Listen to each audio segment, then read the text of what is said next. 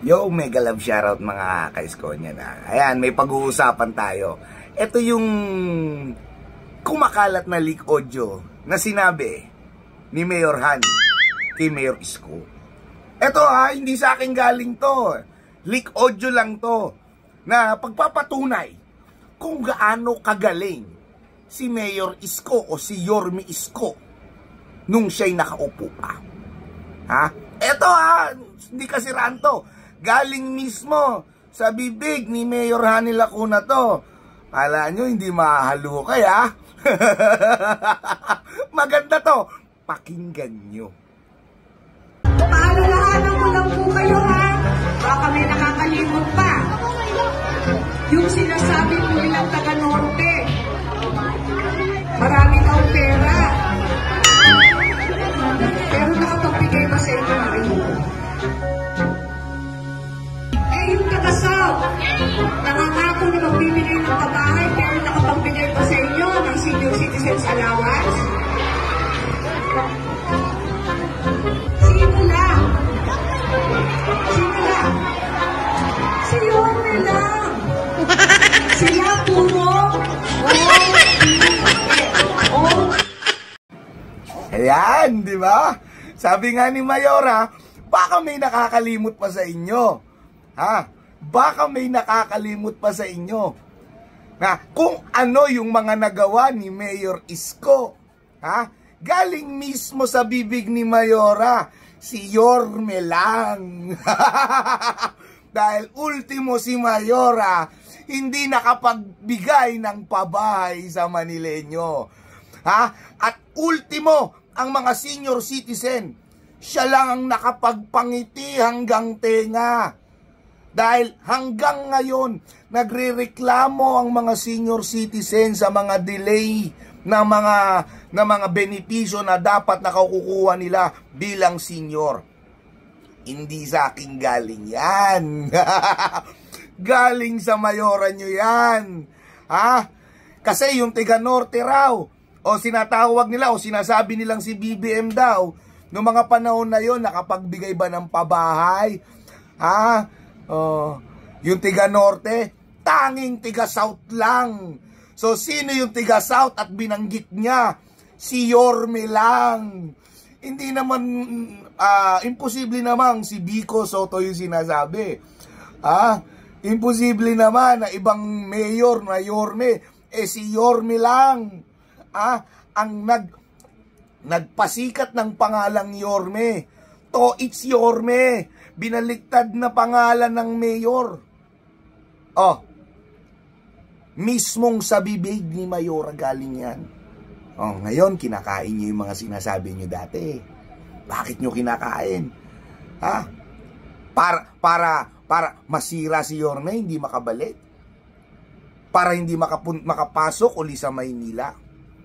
Kahit kayo, alam nyo sa sarili nyo, na si Mayor Isko lang ang may kakayahan hanggang ngayon na mapaganda at mapanatiling maayos ang Maynila.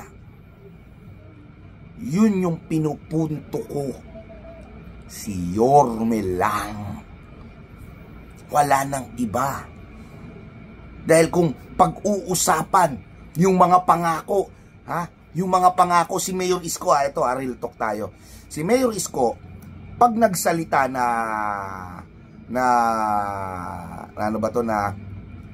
gagawin niya to, nasisimulan niya na yung project tulad ng pabahay, tulad ng Manila Zoo, tulad ng ospital, sinisimulan na bago niya ipakalat. Sinisimulan niya na bago niya ipakalat. Pero, eto katuwaan lang tayo, yung mayora nyo, nangako na. Etong nakaraan lang, napahiya. May papanood uli ako sa inyo. Eto, panoorin nyo. Siyempre mayabang po kami. Damn! Kami na po ang gagawa ng paraan. Kami na po ang tutugon dito. Humana po kami ng pondo magagamit namin para maayos na rin po ang problema sa Lagos Nilad. Para hindi na lang po tapal-tapal. Hindi totoo yan. Bola lang yan. I-pump at maibsaan yung lagpas tao na bahana na may merwisyo sa Lagos Nilad, Maynila. Sabi ni Lacuna, hindi na ito babahain.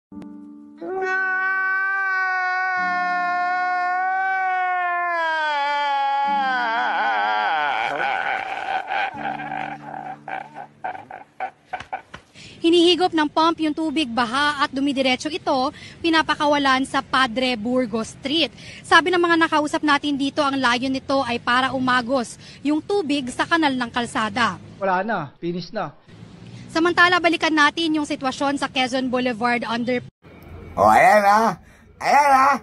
Mayoran yung nagsalita, hindi kami. Simpleng baha na lang sa Lagos Nilad. Hindi pa niya nasisimulan, nagyabang na. Simpleng baha na lang sa Lagos Nilad dyan ha. O, ano nangyari nung nakaraang baha? O nung nakaraang bagyo? Kailan lang yun ha? Bago lang yun. Umapaw na naman. Parang Lamesa Dam. Simpleng baha na lang, hindi pa masolusyonan. Isko ang bigat ng sinulusyonan. Ospital, pabahay, eskwelahan, senior citizen, mga park. Ang dami. Ang dami. Sabi ko nga si Isko, bago magyabang, sinimulan niya muna para siguradong matutuloy na. Pero yung mayora nyo, hindi pa nasisimulan. Nagyabang na. So anong nangyari? Nga. Ngayon nyo kami yabangan. Ngayon nyo kami yabangan na totoong may malasakit yung mayora nyo at hindi si Isko Moreno. Gets nyo ba kami? Kung meron taong puro salita dito, yan yung mayora nyo. Kasi ako, ebidensya tayo eh. Alam nyo naman, pag si Yorme, ginagaya natin yung si Yorme. Pag si Yorme nagsalita, may ebidensya. So ako, solid Isko Moreno ako eh. So dapat gayahin ko rin si Yorme. Bago ako magngangaw-ngaw sa social media, may ebidensya. Ayan yung ebidensya. Ayan yung ebidensya. Kumpara sa pagpapagawa ng bahay, eskwelahan,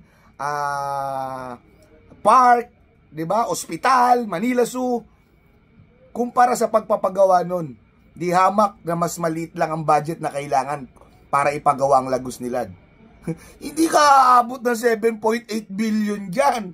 Mayora, ba't di mo pa nagawa? Anong nangyari? Walang 17.8 billion para ipagawa yung napakaliit na lugar ng Lagos Nilad. Para mapigilan yung pagbaha ng Lagos Nilad. Yan. Hanap ng butas. Ngayon nabutasan kayo para kayo mga tanga. Matik, mag-iiyakan na yung mga yan. Preba lang. Ebidensya lang. Ebidensya lang tayo Wala tayong ganong sakitan.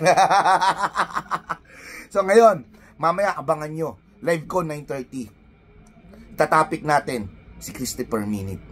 Kung paano niya siraan si Mayor Isko. Anong nangyari sa'yo, Christopher Min?